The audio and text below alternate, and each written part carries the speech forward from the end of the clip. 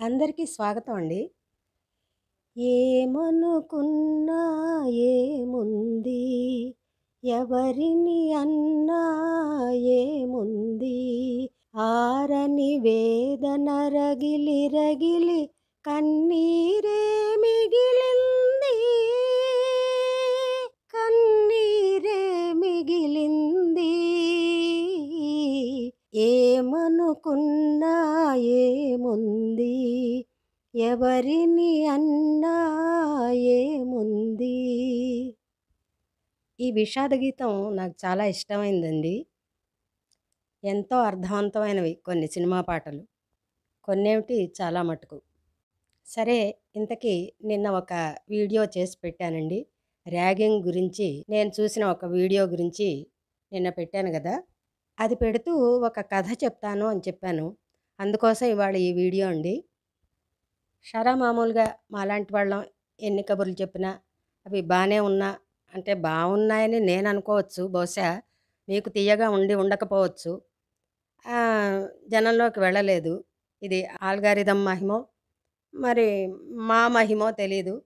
అయినా సరే పట్టు వదలని విక్రమార్కి లాగా మళ్ళీ ఈ వీడియో చేస్తున్నాను ఇవాళ. ఒక అబ్బాయి ఇంటర్మీడియట్ అయ్యాక వేరే ఊరికొచ్చి అక్కడ కాలేజీలో జాయిన్ చేశారు తల్లిదండ్రులు. బహుశా అది ఇంజనీరింగ్ కాలేజీ అనుకుంటా. అప్పట్లో కొంచెం అలాంటి కాలేజీల్లో ఎక్కువ విరివిగా వింటూ ఉండేవాళ్ళం. చాలా ఏళ్ల క్రితం కథ ఇది నేను చదివింది. సీనియర్స్ జూనియర్స్ని ర్యాగింగ్ చేస్తూ ఉండేవాళ్ళని అప్పట్లో బోల్డు కథలు, వాస్తవ సంఘటనలు, సోషల్ మీడియా లేదు, పేపర్లలో చూస్తూ ఉండేవాళ్ళం. సరే, అబ్బాయి పాపం కొత్త ఊరికి వచ్చి కొత్త కాలేజీలో చేరాడు. ఆ పగలంతా సీనియర్స్తో ర్యాగింగ్ చేయబడ్డాడు. సరే, గడిచిపోయింది. రాత్రి అయింది. ఈ అబ్బాయి కేటాయించబడ్డ హాస్టల్ రూమ్లో ఇతను ఉన్నాడు. ఇంకా కొంతమంది ఉంటారు కదా ఇతనితో పాటు సీనియర్స్. వాళ్ళు ఏం చేశారంటే ఆ రాత్రి ఈ అబ్బాయి కళ్ళజోడు మాయం చేశారు. తెల్లవారి లేచాడు అబ్బాయి. పాపం ఈ అబ్బాయికి కళ్ళజోడు లేనిదే అస్సలు ఏమీ కనిపించదు. అటువంటి పరిస్థితి అన్నమాట. సరే, తడుముకుంటూ కొత్త కదా కాలేజీ, అంతా సీనియర్స్ చుట్టుపక్కల వాళ్ళేం అంతగా ఈ అబ్బాయికి కోఆపరేట్ చేయలేదు. తడుముకుంటూ అడుగుదామనో ఏమిటో ఏదో మొత్తానికి ప్రతి ముక్క గుర్తులేదు కానీ బయటకు వచ్చాడు అబ్బాయి తడుముకుంటూ. వచ్చి ఒకవైపు అంటే ఇంకా కాలేజీ ఏమీ తెలియదు, ఏ పక్కన ఏముందో ఏ మూల ఏముందో తెలియదు. ఆ అబ్బాయి తడుముకుంటూ ముందుకెళ్ళాడు. ఆ కాలేజీ బిల్డింగ్లు ఒకవైపు కన్స్ట్రక్షన్లో ఉన్నాయి. అలా వెళ్ళిన ఈ అబ్బాయి ఆ కట్టుబడిలో ఉన్న ఆ వైపు వెళ్ళి పైనుంచి కింద పడిపోయి చనిపోతాడు. చూసారా, ర్యాగింగ్ వల్ల ఎంత దారుణమైన పరిస్థితి ఏర్పడిందో.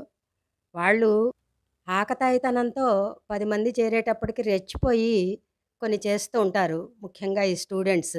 తెలిసి తెలియని వయసైనా కానీ క్రూరమైన ఆలోచనలు అయితే ఉండకూడదండి. అది నేను చెప్పేది.